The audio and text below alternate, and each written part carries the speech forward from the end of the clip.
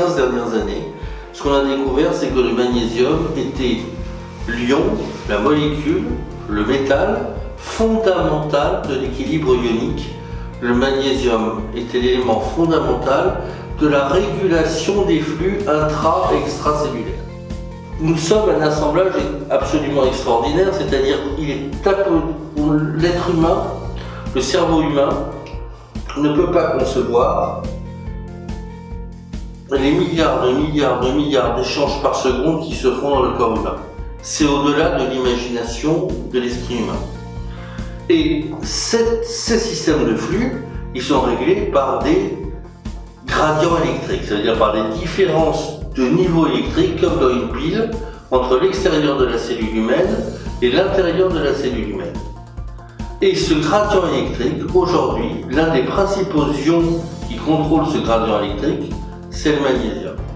Donc imaginez au niveau de l'être humain, lorsqu'il y a une déplétion de la régulation magnésium, qu'est-ce qui se passe? Le corps humain dans tout son entier peut par moment, des moments qui vont dixièmes de seconde à 3 minutes, ils peuvent avoir des sortes de gouffres de manque de magnésium avec tous les symptômes que nous connaissons. Mais il faut bien comprendre que le magnésium est au cœur, absolument au cœur, comme certains autres ions dont le zinc, au cœur de toute notre vie cellulaire.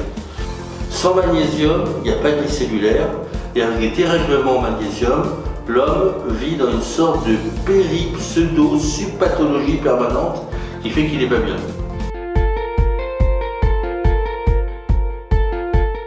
Mais en plus, on s'est aperçu que le magnésium, il était le cofacteur indispensable de certaines enzymes, qu'il était le cofacteur indispensable de la respiration cellulaire et de la fabrication de l'énergie cellulaire.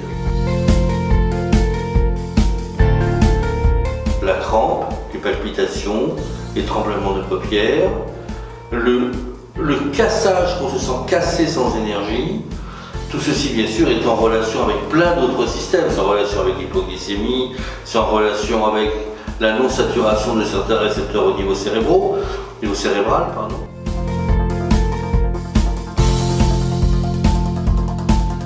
Lorsque vous avez une crampe au mollet par exemple, ce n'est pas forcément un manque de magnésium, c'est simplement à un moment la régulation du magnésium ne se fait pas bien.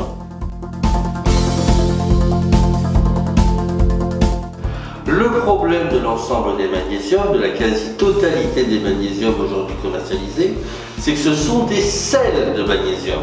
C'est-à-dire, vous imaginez un camion de 36 tonnes qui transporte une bouteille de lait. Et ce que l'on veut faire passer dans le sang, c'est la bouteille de lait. Le problème, c'est qu'on a d'abord fait passer le camion de 38 tonnes pour que la bouteille de lait, elle passe. Parce que le magnésium, c'est un métal, c'est tout petit. Un sel, c'est beaucoup plus gros. Ce qui est sympa avec nos produits, c'est que le produit de Biophénix, c'est un sel métal de magnésium complexé dans des fibres. C'est comme une résine. Vous imaginez une résine, c'est-à-dire des feuilles à millefeuilles, avec dans le millefeuille des ions magnésium. Quand on enlève les feuilles, qu'est-ce qui reste? Du magnésium.